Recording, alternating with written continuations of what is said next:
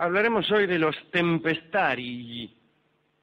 Hace algunos años tomamos a Sir James Frazer como cronista para contar asuntos acerca de poderes sobre el sol, sobre el viento y sobre las lluvias que creían tener algunos hombres, ¿no?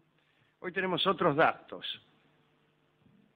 En algunos lugares del mundo se creyó posible el manejo meteorológico por parte de los mortales.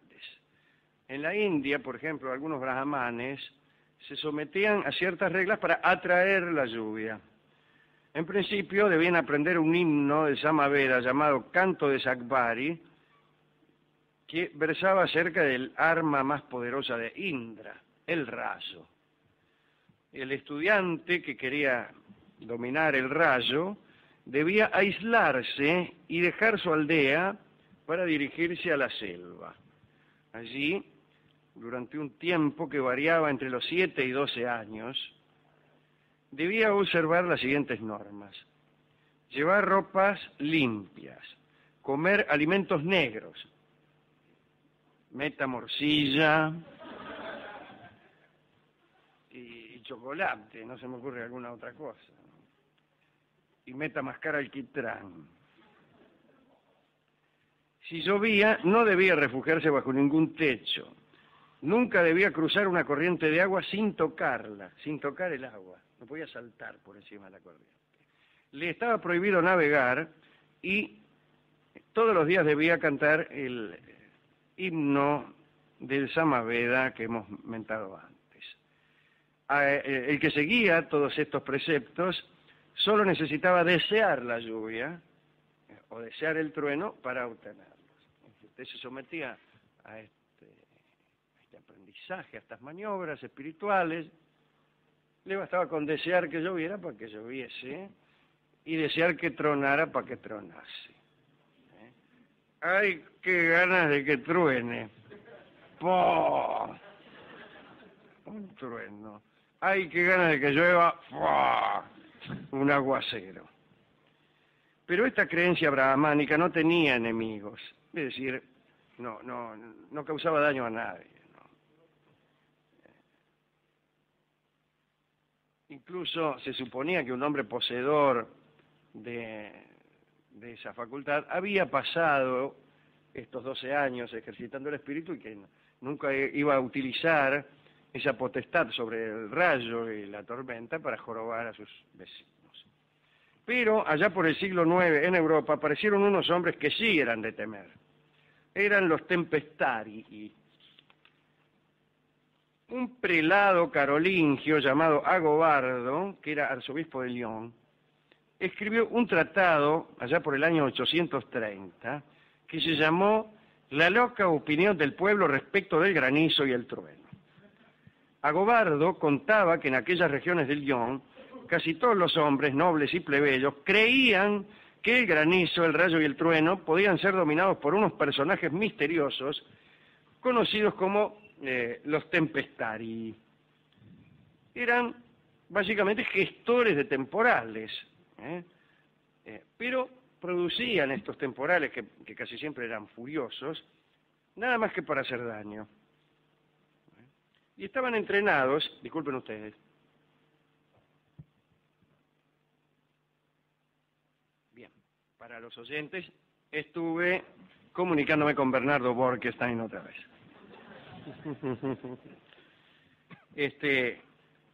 Una tempestad verdadera podía ser cooptada mágicamente por alguno de estos tempestari para poder reproducirla luego. Es decir, imitaban una tormenta que necesitaban se produjera primero. Las tempestades que lanzaban eran la misma tempestad pretérita.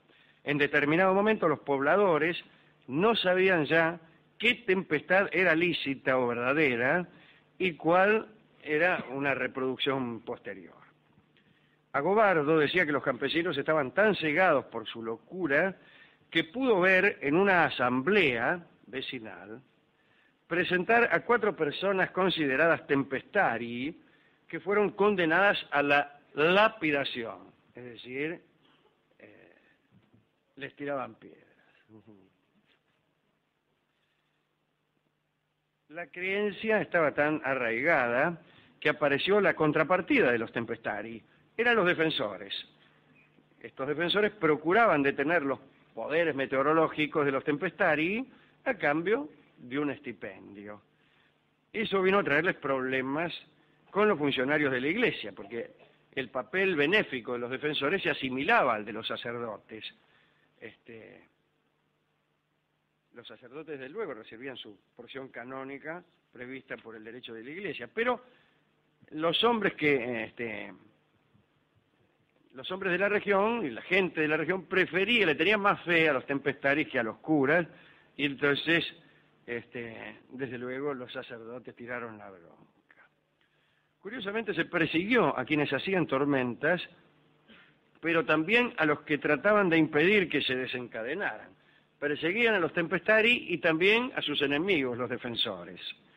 Para Agobardo, el autor del tratado donde hemos sacado esta información, todo el asunto revelaba la influencia del maligno, el mismo Mandinga, que confundía el espíritu de los cristianos para extender, como decía Agobardo, las paganerías y perjudicar a la Iglesia.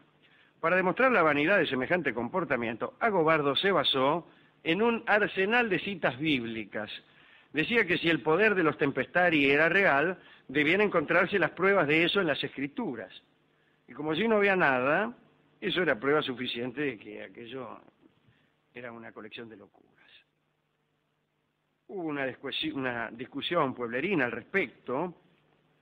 Alguien le dijo a Agobardo que eludía en su discurso un asunto importante.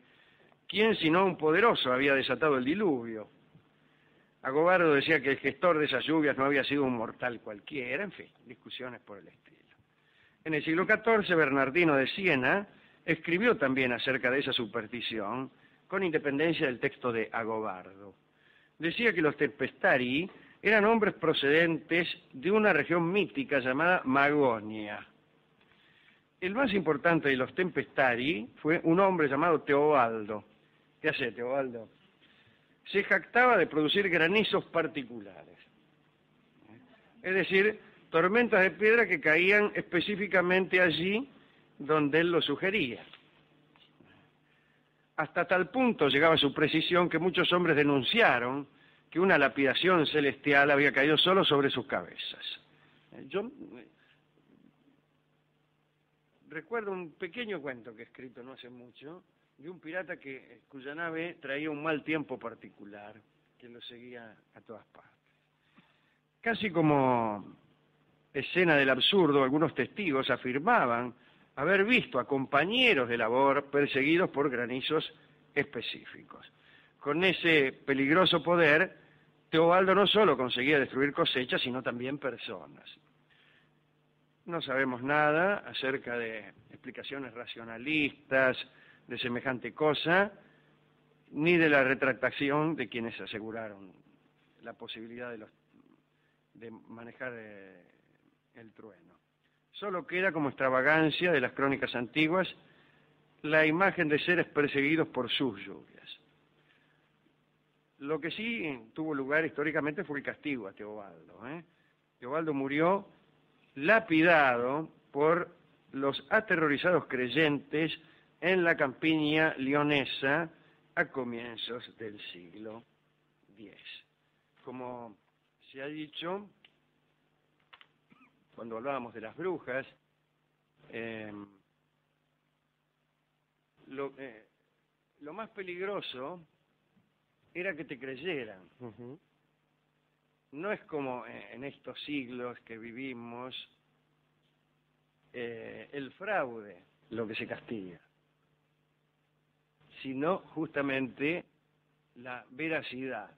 Cuando vos ejercés la brujería, en la actualidad, por ahí te meten en cana por ejercicio ilegal de la medicina, por estafa, porque, qué sé yo, le vendías polvitos de perlín pim pim y de la madre Celestina por 50 mangos a los giles. Y como ese polvillo no servía para nada, te castigan. En la antigüedad te castigaban si el polvillo servía, por brujo. Y en este caso, este pobre hombre, el Teobaldo, fue castigado porque los campesinos creían que él podía dominar la tormenta. ¿Y podría dominar la tormenta? No. No, ¿verdad? No. No es psicológico el clima, ¿no? No, ¿qué va a ser psicológico? Yo creía que sí, No, que bastaba no. con desear mucho una cosa para que sucediera. No. Pero no, mire, Si lo dice el doctor. yo que me paso deseando cosas que no suceden.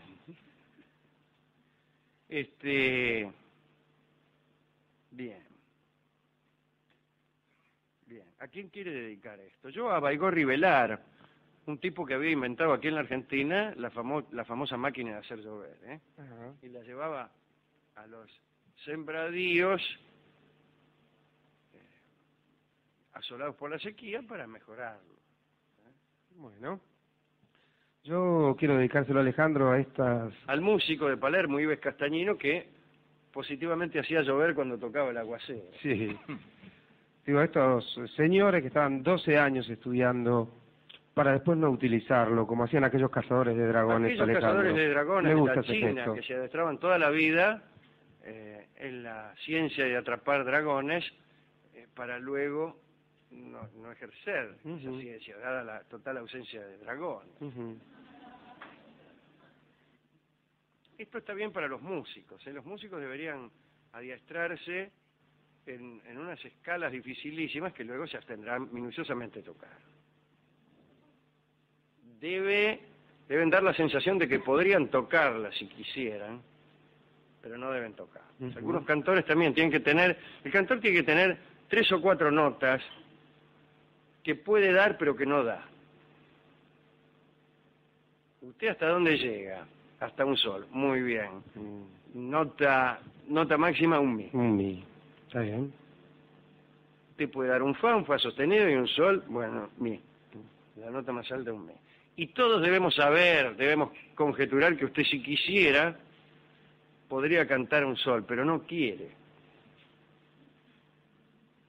Eso es mucho más fuerte que cantar un sol, y muchísimo más fuerte que cantar un sol y no poder. Por lo general se hace al revés, Alejandro. El que Por lo tenga mucho general que el se sol. intenta cantar un la. Bien. Usted tampoco cree, ¿no? Porque usted tiene No, campo. no. Allá en 25 de mayo no hay tipos que hacen llover con Sí. una mirada. Sí, señor.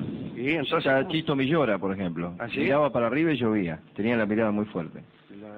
El tema es que no sabía cómo parar la lluvia. Claro, Pero claro. después se inundaba y decía, Y pará, no chico, había ahora". otro para llamar No. para que pare, claro, ese es el problema, ¿no? Ujú.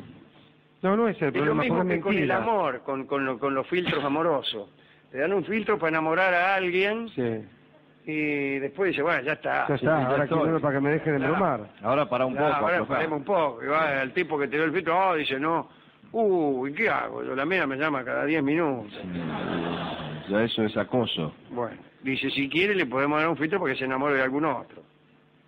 Está bien, La que se la misma. antoja a otro, digamos. Claro, exactamente, es un endoso, ¿no? Ujú.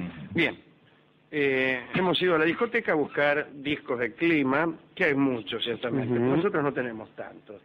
Ni tormentas, ni chaparrones, ni aguaceros, ni granizos. Apenas una tarde gris. Tarde gris canta don Jorge Vidal.